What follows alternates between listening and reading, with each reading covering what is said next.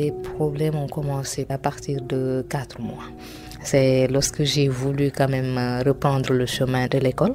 Là, j'ai fait face à un refus catégorique et même qui s'est accompagné après de violences quand je voulais forcer pour aller m'inscrire.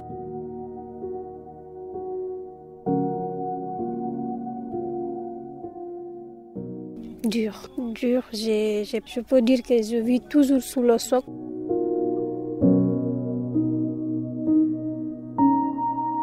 Min e jombuɗo lango min halduno si tawi woni hawre yo joom mbilan ɗum noon kadi mi continue école lango. Mon mari et moi, on s'était déjà dit en amont que j'allais continuer mes études après le mariage. Mais au début, je ne pouvais pas aller à l'école parce que mon mari habitait dans un village où il n'y avait pas d'école. Donc, j'ai eu des difficultés à reprendre mes études. Mais ɗum ɗon sattuno moƴƴa parce que seeɗa mi perda on année ɗon.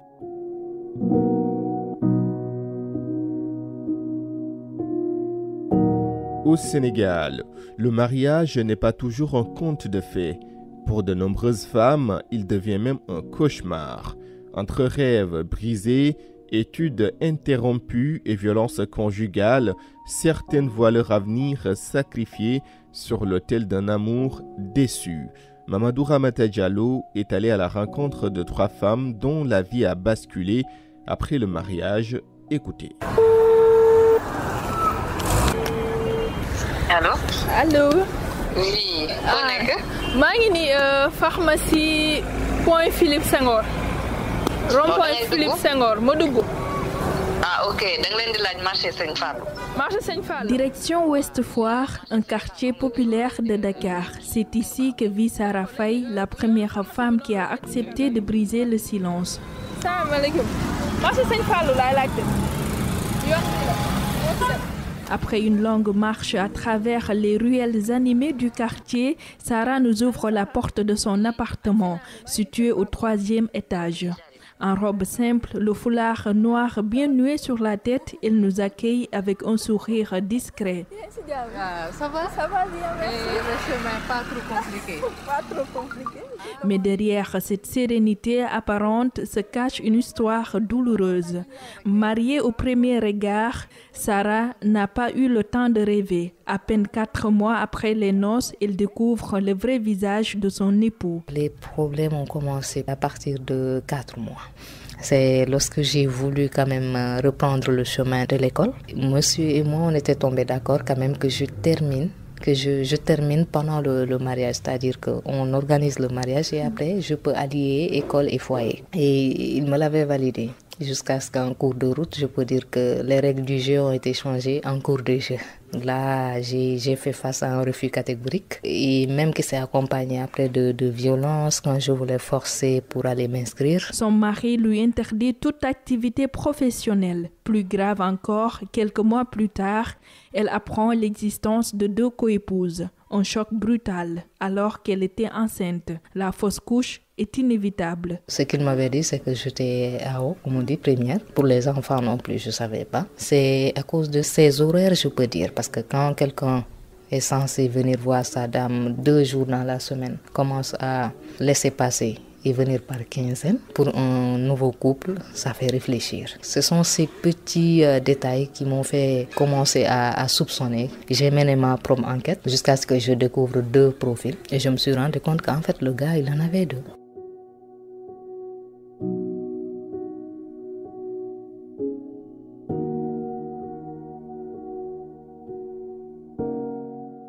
La dernière phase, la plus difficile pour moi, c'est lorsque j'ai eu ces douleurs. Ma copine m'a trouvée pratiquement dans le couloir devant ma chambre parce qu'elle m'a appelé plusieurs fois. Elle s'est inquiétée. Elle me conduit à l'hôpital et bon, la suite vous la connaissez. C'est la perte des jumeaux. Je ne veux pas trop entrer dans les détails parce que c'est blessant.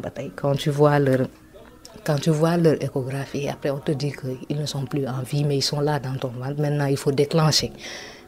Ça, je pense que c'est la pire situation qu'une femme peut vivre. Jusqu'à présent, aujourd'hui, je ne sais pas, moi, je suis quel type de femme. Je suis une femme qui a un enfant ou je suis une femme qui n'a jamais eu d'enfant. Quand je vois des jumeaux, je suis complètement affolée.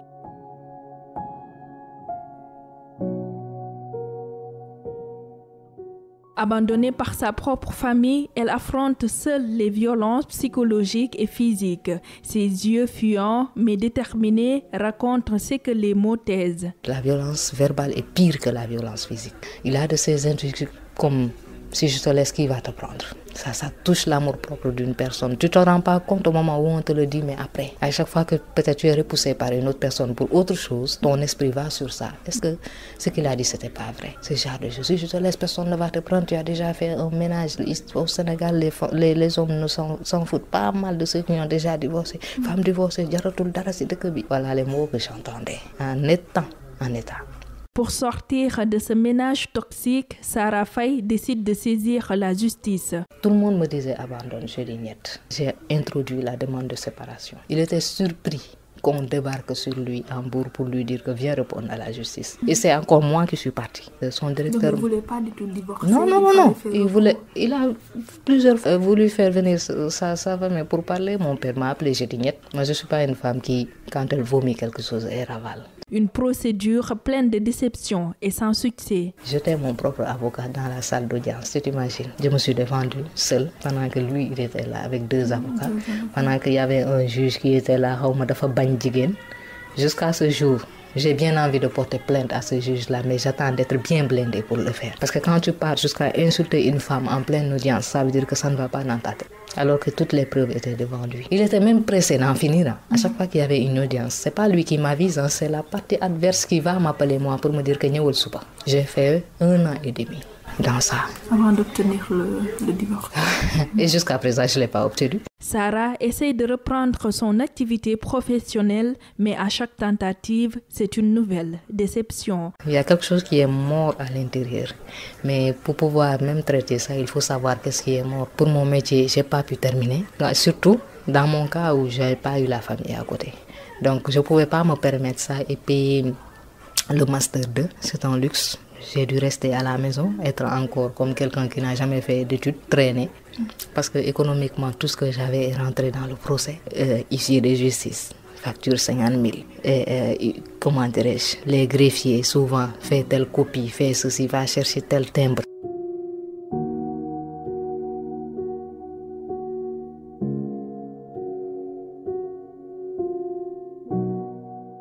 Si le divorce de Sarah tarde encore à être prononcé, celui d'Aïssatou Diallo lui a été imposé.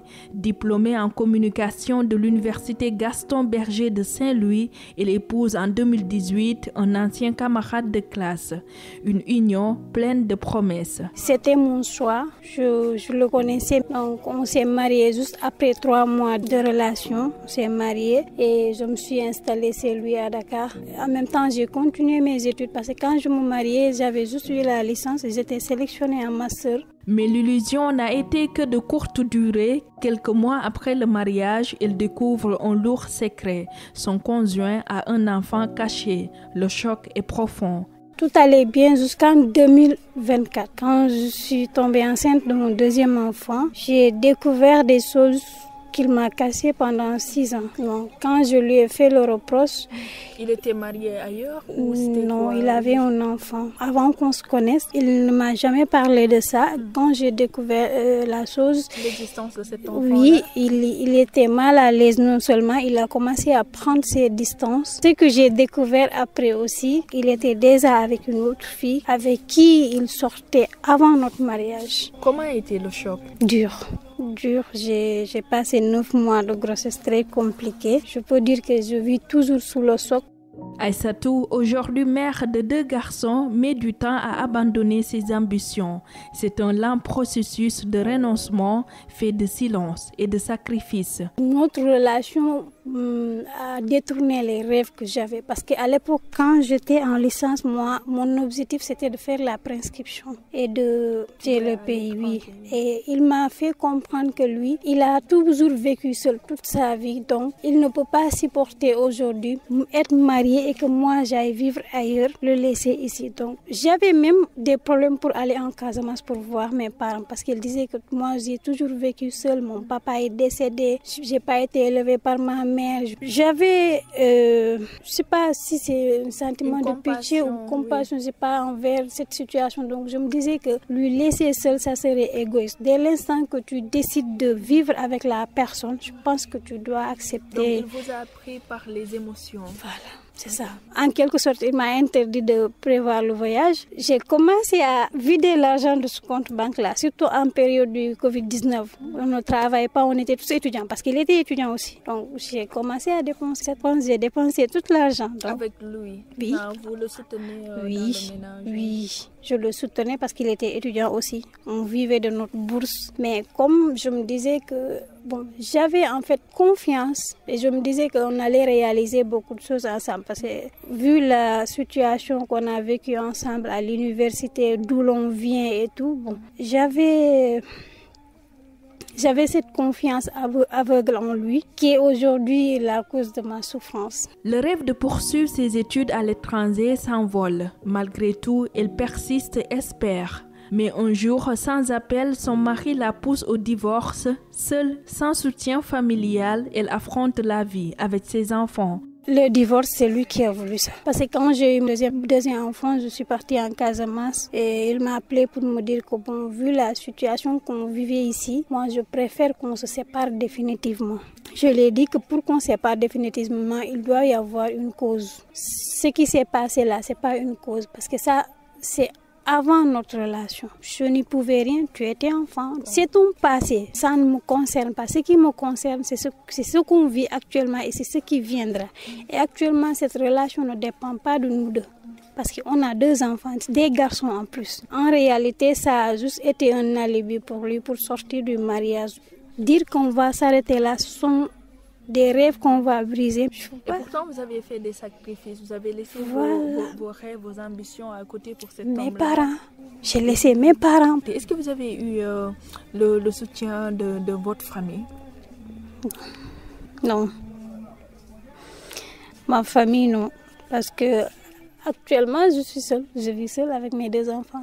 J'ai été obligée de chercher quelqu'un pour me garder les enfants. Et voilà, comme vous m'avez vu aujourd'hui, je vis de mes activités. Quelle a été votre réaction mentalement et tout? Qu'est-ce que vous vous êtes dit au fond? Est-ce que c'était le bon choix que vous aviez fait? Oui, j'ai douté de tout ça et je me suis en voulu à mort. Donc j'ai pensé à pas mal de choses, des choses dont je pourrais regretter si j'avais fait. Heureusement, alhamdoulilah, j'ai pas fait et je me suis repliée sur moi-même. Jusqu'à présent, il y a des gens avec qui je n'échange pas parce que je ne veux pas qu'on me parle de lui. Je ne veux même pas qu'on me demande de la situation parce que j'en souffre et je me dis que parler de la situation ne change rien et ça aggrave aussi ma situation parce que jusqu'à présent, je souffre de ça, surtout quand je vois mes enfants. Donc, et après, je me suis dit que voilà, ces enfants-là, ils n'ont pas demandé à naître. Aujourd'hui, si moi, je réagis autrement, je serai moi aussi comme leur papa égoïste. Donc, ce que je dois faire, c'est de me battre pour ces enfants-là, mais pour moi-même, parce que je suis jeune. Rien n'est perdu d'avance. Certes, je regrette, mais on ne regrette pas en soi, on l'assume. C'est moi qui l'avais choisi. Il m'a trahi. J'assume sa trahison, j'assume le choix que j'avais fait. Maintenant, du côté de ma famille, c'est dur. J'assume aussi, j'accepte.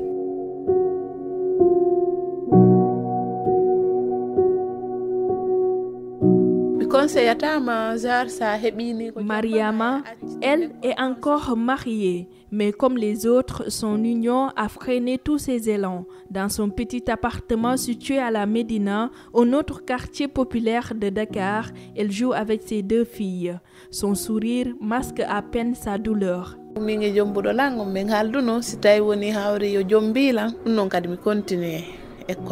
Mon mari et moi, on s'était déjà dit en amont que j'allais continuer mes études après le mariage. Mais au début, je ne pouvais pas aller à l'école parce que mon mari habitait dans un village où il n'y avait pas d'école. Donc, j'ai eu des difficultés à reprendre mes études. J'ai dû faire une pause, le temps de le rejoindre au Sénégal. Mariée à 19 ans, alors qu'elle était encore lycéenne, elle quitte tout pour suivre son mari. Aujourd'hui, âgée de 25 ans, elle regrette ce choix. Son rêve de devenir sage-femme tombe à l'eau, faute de soutien.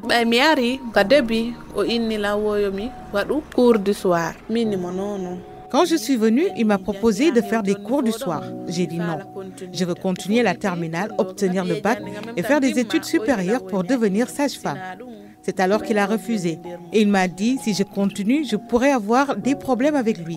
Il m'a dit de tout arrêter et je l'ai fait. J'ai accepté son choix. Sa seule occupation désormais, le ménage et l'éducation de ses filles. Un quotidien qu'elle n'a pas choisi.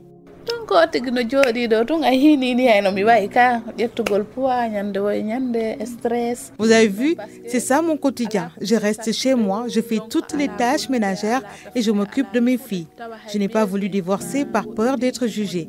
Une femme divorcée est mal vue par la société, surtout si tu as des enfants. Je ne veux pas qu'une autre femme éduque mes filles. Je sais que si je demande le divorce, il me dira que c'est lui qui aura la garde des enfants. Et en tant que mère, je ne pourrais pas supporter cela. Donc, je suis obligée de voir mes rêves se briser ainsi.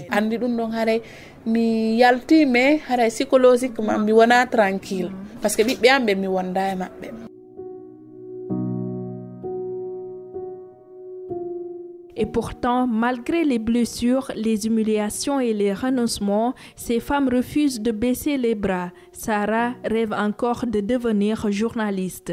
Elle s'y accroche comme à une bouée. Mon métier, parce que c'est ma passion, mais c'est ma vie, quoi. Je veux dire que pour moi, sans le journalisme, il n'y a rien. Mes rêves d'être un jour une présentatrice de journal télévisé, quelque chose que je faisais depuis que j'ai commencé à parler, je veux dire 5 ans, 6 ans, je faisais des interprétations de journal. Je me dis que ce projet-là, il faut que je le fasse. Donc parfois, quand je suis jusqu'au fond, je suis au fond du gouffre. Je pense à ça. Et je me dis non, il faut me relever parce que ce n'est pas en restant au fond d'un lit, en me morfondant, en pleurnichant que je vais atteindre ça.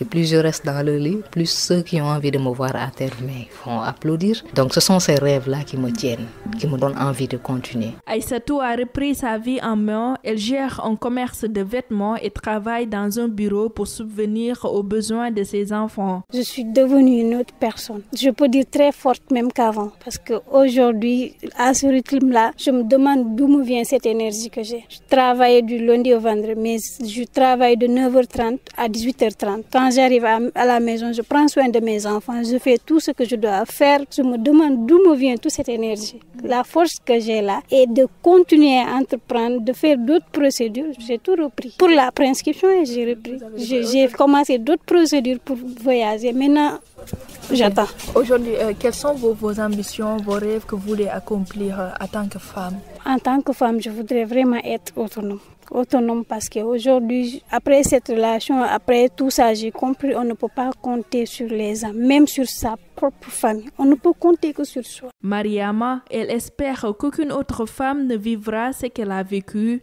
Elle rêve aujourd'hui de liberté, d'indépendance et peut-être un jour de devenir celle qu'elle voulait être. Rêvant donc rêve voilà des petites activités.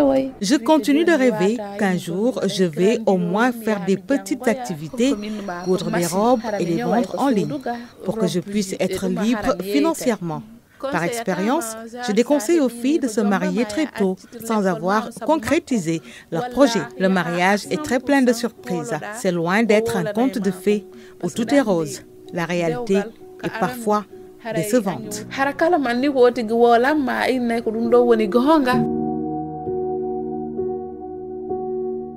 3 femmes, 3 blessures, mais une même flamme, celle de croire encore en l'avenir. Pour elles, pour leurs enfants et pour toutes celles qui un jour refuseront de laisser leurs rêves mourir dans les chaînes du mariage.